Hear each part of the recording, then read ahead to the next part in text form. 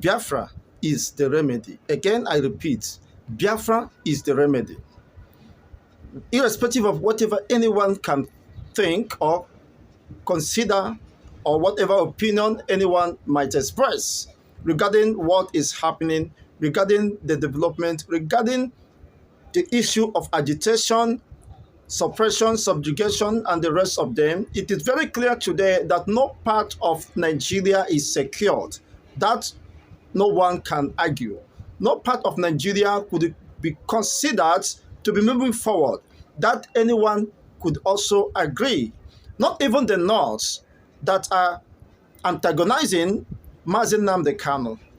Not even the North could be proud to say they are happy with the development, with the state of security, with the state of economic development and human capital development in the region called the North. Unfortunately, the reverse is the case.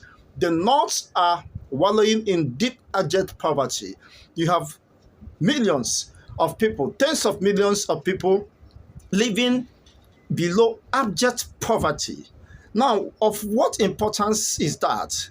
Is there any glorification in poverty, in backwardness, in retrogression, in timidity and repressiveness? The answer to that is no. Now, if it is very clear that no part of this country is working, and there is no anything put in place, structure put in place, system put in place for that to work, that's why the North continue to wail, to weep, and to cry whenever they are not within the seat of power. They are not occupying the seat of power, as if that will provide solutions to the myriads of problems bedeviling them, which they have been previously living in denial. But as it stands now, it is starting on all and sundry. Nnamdi Kanu has maintained his position, however odious and exacerbated any situation. His recent affirmation that Biafra remains the remedy, Biafra remains the only way for survival of the African race, Biafra remains the only hope of the eastern region. Not just the eastern region, including the Yorubas, their Feriferes. Most of them are living in denial. And with the current realities and development today, it is very clear and glaring that the only hope is Biafra. The only hope is Biafra. Whether you like it or not, for those Igbos, politicians, and the rest of them, who perhaps because of the benefits they are deriving, they are enjoying with their families, will want to sabotage the cause of Biafra. Whether you like it or not, they are Biafran by default. And the North, the Arewas, sees them as such, even though most of them might live in denial of their identity because of their vested interests.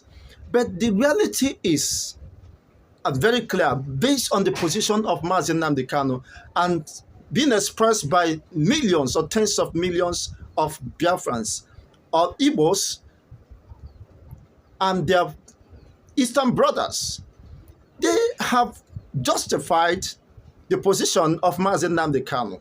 The continued oppression, when you consider the recent court ruling or the impromptu summon by the recused Justice Binta Nyako, it is a clear indication that this is a mere persecution targeted at Nnamdi Kanu, not just at Nnamdi Kanu, for the very fact that he is an Igbo man.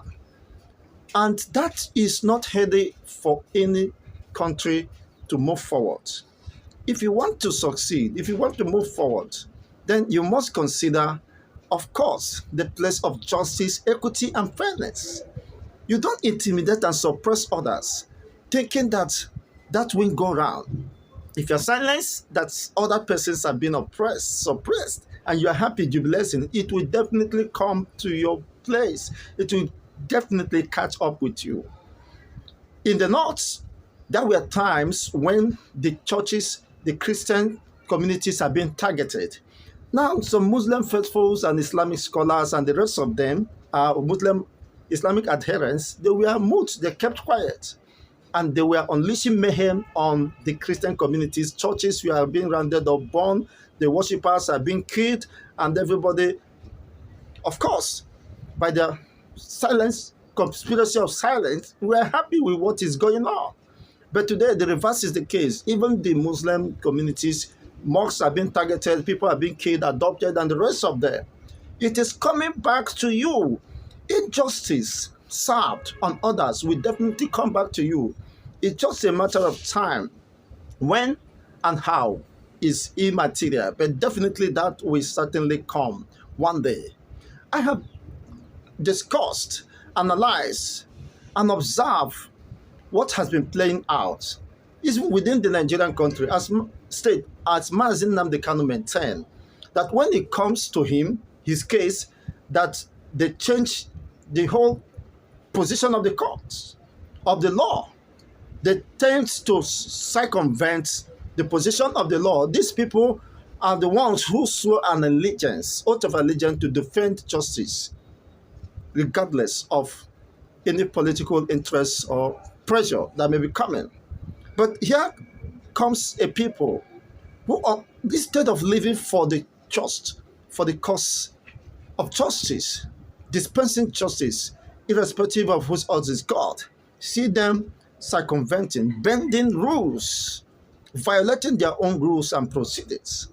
It is quite unfortunate. These are many reasons has informed the reason why the justification for the call of the independent state of Biafra has been sustained.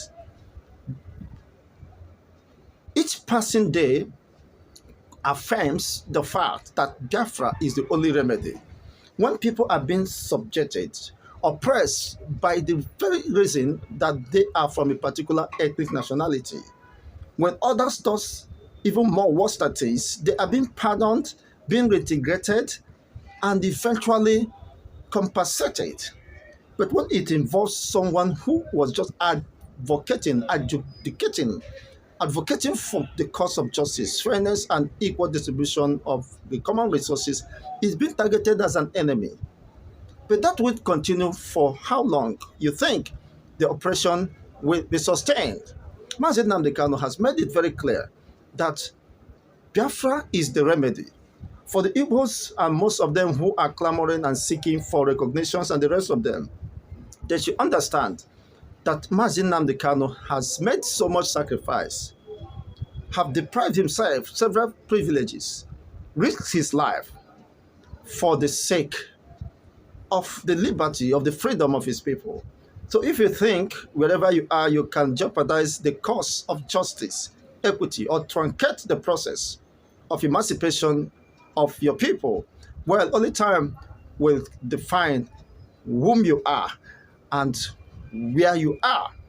But be it very clear, let me make it very clear, there is no one who sabotaged the justice, the peace, the emancipation of his people that will be regarded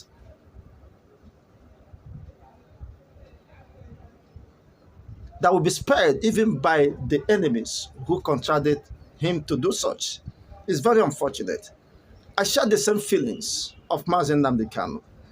I share the same oppression. I share his pains and agonies, his embitteredness over injustice. As the attorney, or one of his lead counsel said, Aloy Ejimako, we are not afraid of courts, but we are afraid of injustice. Because injustice targeted at a particular people will definitely come back. So if anybody concerned should consider the continued detention of Mazi Nnamdi Kanu as a way of catching funds, as a way of showing that they can be suppressed and oppressed and nobody will talk, well, I don't blame you. I am only blaming those who, unfortunately, the enemies within telling the enemies outside that this is how to hold the people to ransom. But that will stand. Make reference to history. If you are holding a particular people, just as Afenifere has been very clear in their position, let Mazi Nnamdi Kanu be released. He deserves to be released. And if other people think There is no justification for their call or clamor for the release of Nnamdi Kanu. Only time will prove them wrong. But in the interest of justice, fairness, and equity, Nnamdi Kanu should be released. And the continued existence of Nigeria must be renegotiated. That is the basis of establishing peace, justice, and progress. Otherwise, there can't be any form of progress, justice, because in the psyche of millions or tens of millions of the Easterners, they have rejected Nigeria. Just as the current president of Nigeria, Ahmed Bola Tinubu, in the last 30 years, shoved the same pens by saying, I don't believe in one Nigeria. Nobody stoned him to death. Nobody called him names. Nobody is charging him for treasoning. Nobody summoned him impromptu and begin to assault his person or his fundamental right. Nobody, the DSS do not keep him behind the bars for making such a section. But today, the reverse is the case. But whatever happens, whether Tinubu likes it or not, I know Tinubu is the president and the respected elder statesman. That thing that made him to say he never believed in one Nigeria 30 years ago has not been solved. The nagging issues are still there. So he can't play deaf ears to those things, to those issues of importance, because they keep staring at us. We can't continue to watch while disaster looms. Everybody has the right to his own expression of liberty. It's an inalienable right that cannot be usurped by any government, given to God, by God to men. And if anyone thinks he can usurp the right to liberty, the right to freedom of the Biafrans, well, he should prepare to dance with the gods.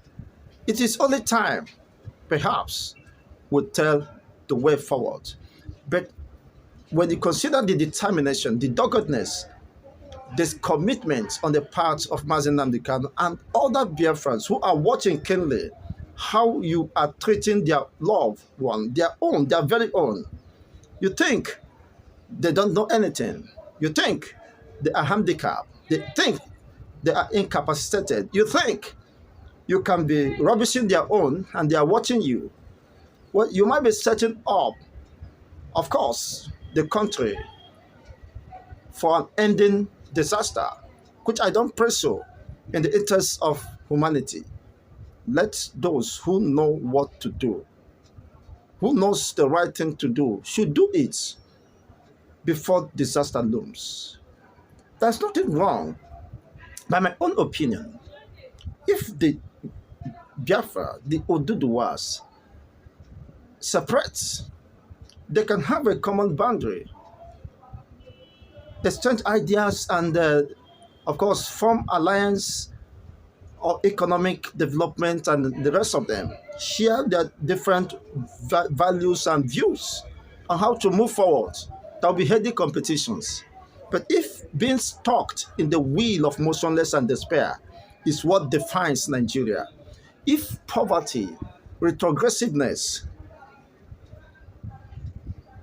intimidation, insecurity is what engulfs Nigeria, is what defines Nigeria, then Nigeria does not worth a day existence.